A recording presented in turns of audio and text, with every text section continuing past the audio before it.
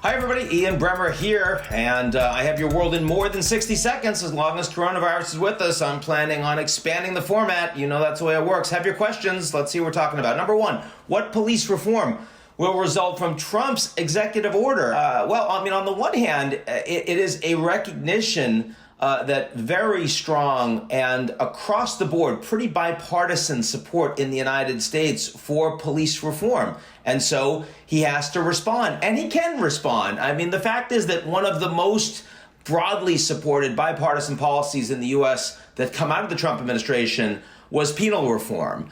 That you got, really strong progressive left and right-wing support that Trump, Jared Kushner, others got done a couple of years ago. Here, we're talking about federal leverage on funding to ensure that there is more training for non-lethal and nonviolent climb downs, non-escalation with engagement with people.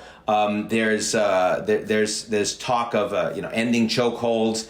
The thing that I guess concerns me is that there's really nothing that's going to be done from the executive order about police unions. And that is one area that really strangles, to use that, any potential of long-term reform, structural reform in the police departments. But again, the message it sends very clearly is that no one, not even the president, can ignore the grassroots support for police reform, the outrage over the treatment of George Floyd and so many others in the United States. And that's going to also put more support for bipartisan reform in Congress, which will be much more substantive and hopefully much more lasting. How serious is the escalating tension between India and China? Well, two nuclear powers fighting over a very long and non-demarcated, non-walled border, a non-policed border between the two. We now see that soldiers have been killed, and India is in the middle of a number of border disputes right now that have escalated into skirmishing, not just with China, also with Pakistan, also over Tibet. That is leading Modi, whose approval ratings are very high right now. They're over 80% because of a strong and decisive response to coronavirus. And a level of leadership that's quite supported domestically, a rally around the flag effect.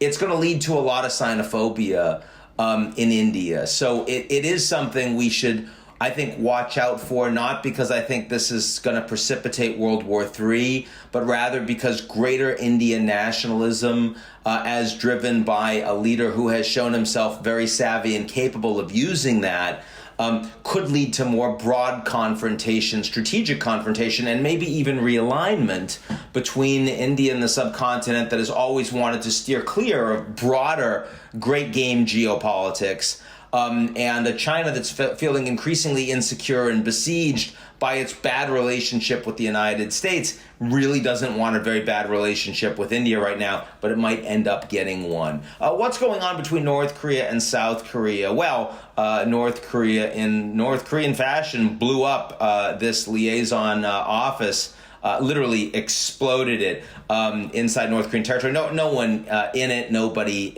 injured or died, but showing very clearly that the North Koreans are not happy with the charm offensive between symmetry with the American president. Been there, done that, and a lot of joint cultural exchanges, sports exchanges, others, and some economic exchange with South Korea, that they want more. And their feeling is by playing hardball, they can get more humanitarian support.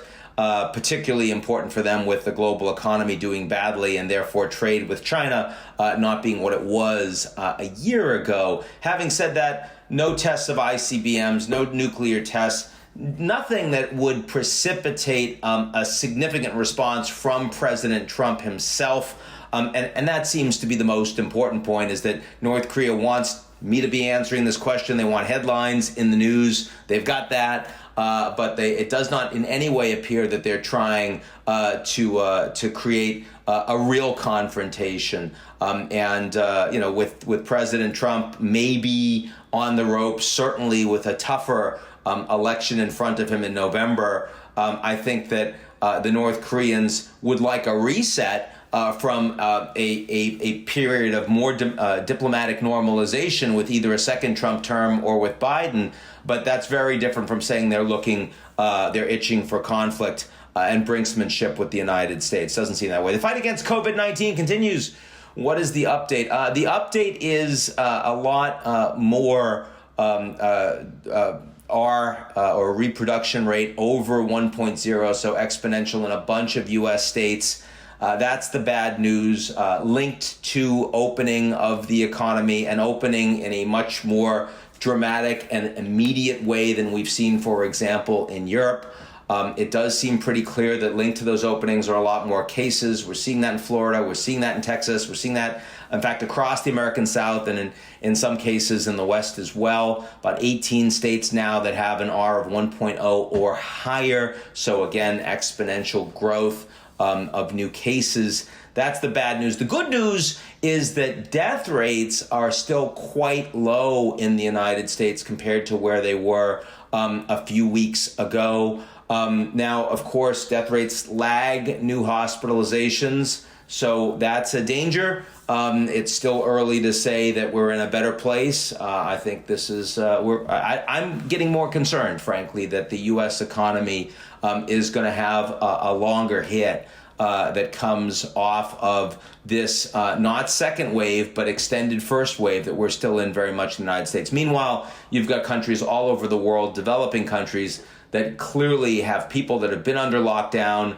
They're not prepared to tolerate much more of it. They're economically much more challenged than the developed world, the governments in terms of relief and bailouts, the people in terms of how much they can sustain not being able to work productively and staying at home. You're seeing that play out in countries like Mexico and Brazil and India and Pakistan, all over the emerging markets, less so sub-Saharan Africa, where there's not much testing and much younger populations. But that's a real danger. And certainly you're going to see more explosive cases, both in terms of what we know, but also what we don't know, because they're not testing nearly as much in those countries. They're going to learn to live with and maybe die with coronavirus. So not the happiest outlook. One nice piece, it does seem like there is a treatment that in coming out of the UK that does seem to have some success, and they're now planning on rolling it out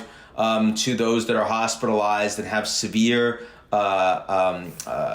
symptoms, are on ventilators, and the early testing shows about maybe 10% reduction in the death rate in the UK if everyone had been able to be treated with this drug. If that is a steroid, if that's the case, and you can get that rolled out broadly, and there's a lot of production that already exists around the world, that would be meaningful, good news, not in terms of a vaccine, but in terms of actual treatment of the disease. First time we might have seen a breakthrough on that scale. So we'll watch that very carefully. Hope everyone's doing well. Please avoid people. Be safe out there, and I'll talk to you all soon.